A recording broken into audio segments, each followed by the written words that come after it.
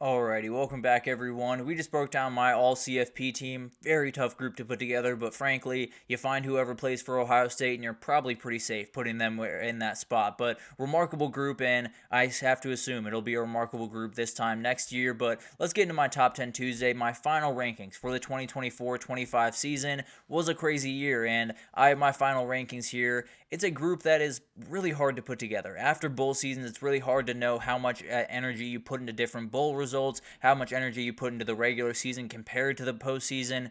It was tough to put this group together, but I feel pretty good about the way that I have them ranked right now, and it starts with a little bit of a surprise. Illinois is my number 10 team in the country as we finish off this year. The job that they have done throughout this year has been so incredible. Luke Altmaier comes in, does an incredible job in his second year there. You have Josh McCray, Aiden Blofrey going into next year that are going to be downright incredible. Tons of talent on that defensive side of the ball. This is a program that's building. It's going to be a really good team next year, and definitely a team that surprised me in a lot of different ways. This year was not a team that I necessarily circled in a lot of ways going into this year, but the group that they had offensively, Luke Altmaier playing the best football that he's played all year, and you go into 2025 with a team that might not come off the page as the coolest or the most interesting team in the world, but they're going to make a lot of big-time plays. And at the end of this year, I think you look back on it, and I very much wonder if Indiana and Illinois played, who would have come out on top on that one.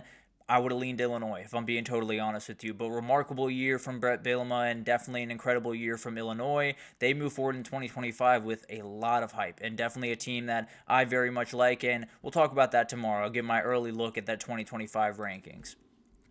Number 9 is Tennessee. Very weird year for Tennessee overall. Never really found that high level that they were able to early on in the season, but were able to beat Bama, got to the CFP, obviously lost to Georgia, had some tough moments, lost to Arkansas, so a little bit of an up and down year. And really, 2025 just comes down to Nico Iamaleava. Is he going to be the guy that takes that big-time stride that you probably expected him to take this year, but was a little bit unrealistic at different times for him to be the outright guy on this team? He's going to have to be in 2025. There's no doubt about that. He's going to have to take a big-time step forward. They're going to have to be able to unlock that offense just a little bit more, especially without Dylan Sampson in that backfield. He's going to have to be the guy going into 2025, and the talent is going to be plenty good, but there's a lot of guys to replace, and if number 8, if he can step up to the plate, it could be a special team. If he misses the mark again, then it could be a team that misses out on the CFP and wonders where they're heading with Josh Heupel. Boise State at 8, they absolutely deserve more respect than I think they got after they lost to that to Penn State in the quarterfinals. Ashton Jeanty ran all over people throughout the year, but Maddox Madsen got so much better throughout this year, played some really good football, and then that defense was a very underappreciated group throughout this year. Made some great plays, even against Penn State, where it wasn't the prettiest game by any means. They made a number of big-time plays in that game. This is a team that will be back in the mix in 2025. You are losing the guy. There's no doubt about that. You're losing the guy that was one of, if not the best player in the country this year, but the reality is you're returning a ton. You have the quarterback going into next year, and you should be right back fighting for that CFP G5 spot. Now, the fight might be a little bit tougher next year, and definitely will have a ton of teams in that group, but at the end of the day, this should be a group that is very proud of what they were able to accomplish this year, and definitely a group that deserves to be in the top 10 in the final rankings.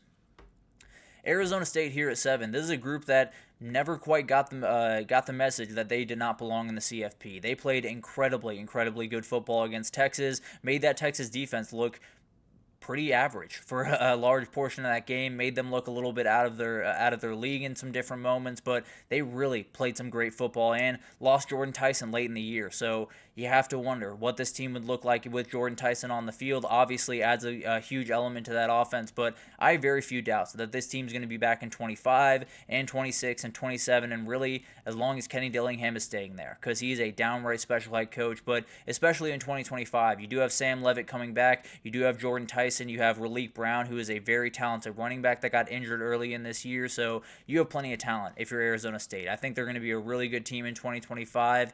This year was downright incredible. There's no doubt about that. Won the Big 12 in their very first year after being picked 16th in the conference. They find a way to the quarterfinals, far just short of that Texas team that I actually have at number 6. And this is a great team that I really think could be higher on this list. And if you wanted to put number 3, I would have no problem with that. But the way that I look at it, this team never quite hit that elite level that felt like it was there. It felt like that offense had that next little gear that they possibly could have hit and found a way to win a national title this year, but never quite found that top level. The defense was one of the best in the country. There's no doubt about that. They flew all over the field, made play after play throughout this year, and kept this offense in it in a lot of different ways. But in the big time games throughout this year, whether it was Georgia twice or it was Ohio State, they missed the mark just a little bit. Now, they made big plays. There's no doubt about that, and was a great team throughout this year, but some of these losses definitely knock them a little bit lower on this list. As you head into 2025, the story is Arch Manning, and we'll talk about that plenty throughout the next little bit, but overall, remarkable team, remarkable year that just never quite hit the level that you obviously wanted it to if you were a Texas fan. Georgia here at 5. Very weird season for Georgia, if we're being totally honest. And you look back, and they still find a way to beat Florida. They still found a way to beat Tennessee, beat Texas twice, and win the SEC at the end of all that. It was an insane year that obviously started with the Alabama loss, with the Kentucky barely win, and you're thinking this team is going to fall off a cliff. They found a way to get it done. You know, it wasn't a perfect year by any means. They obviously lose Carson Beck. Gunnar Stockton plays the last game of the year, and it doesn't go your way. But at the end of the day, you win the SEC in a year where you didn't play your best football by any means.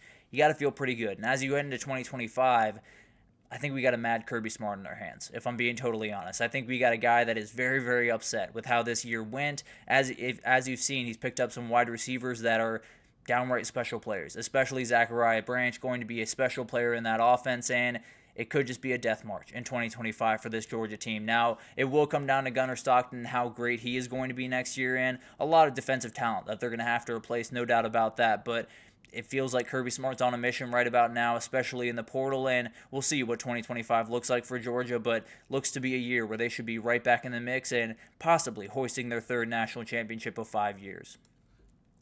Penn State here at 4.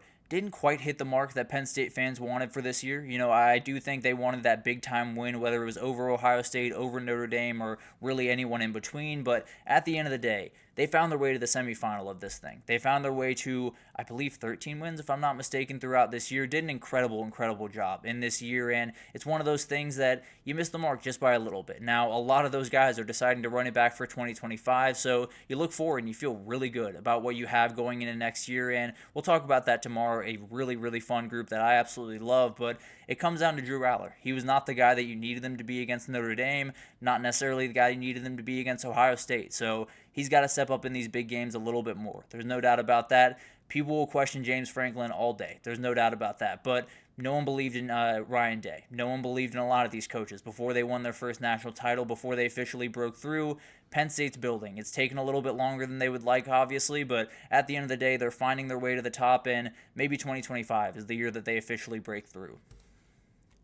Then I have Oregon here at 3. This was a great team. They went 13-1 throughout the year, were the only undefeated team coming out of the regular season.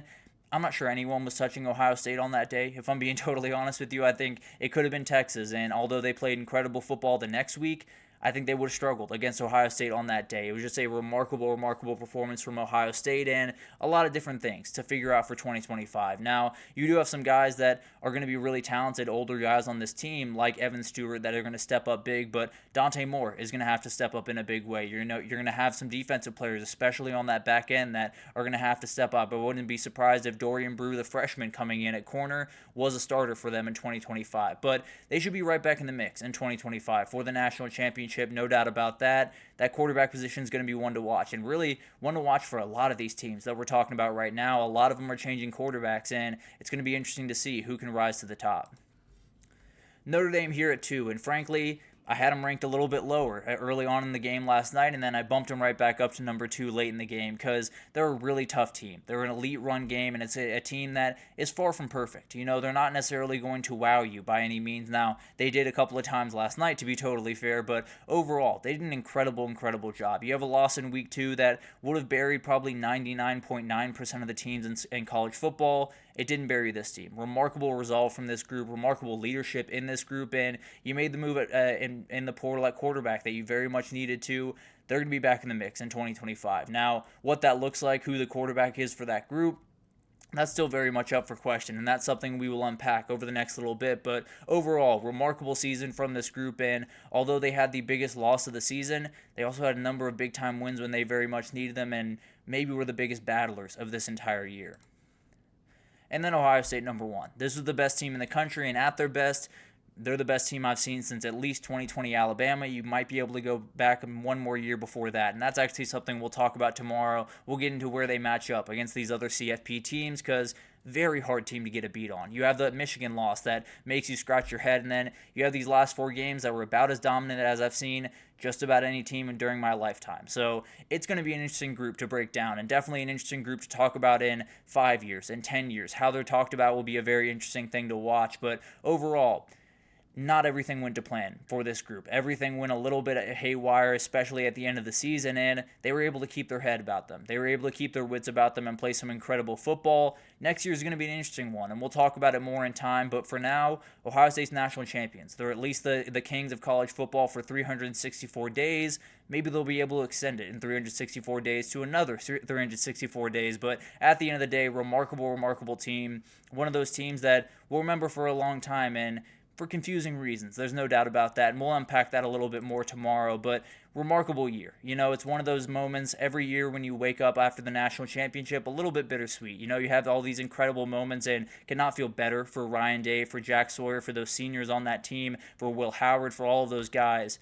But it's definitely a moment where you look back and you say, we got to wait another 221 days for college football. So overall, it's one of those moments that's always bittersweet, but incredible year, incredible champion, and one of those years that going to be really weird to talk about as we move forward, but we'll talk about it a little bit more tomorrow, and then we'll move right into 2025 and break down that. I'll give my early rankings for 2025 at the end of tomorrow's show, but that'll do it for this edition of the GSMC College Football Podcast, brought to you by the GSMC Sports Network. Your support means a lot to us, so please remember to subscribe to the show, leave a positive review. It does make a huge difference. Also, follow us on Facebook, Twitter, TikTok, Instagram, all the social pages for all the content and updates you could possibly need. We have great people covering every single sport you could want. So anything in the world of sports you need, come on over to GSMC and we have you totally covered. But thank you once again for listening, and I will see you guys tomorrow to talk about Ryan Day, this Ohio State team, and just where they match up with everyone else in the CFP era.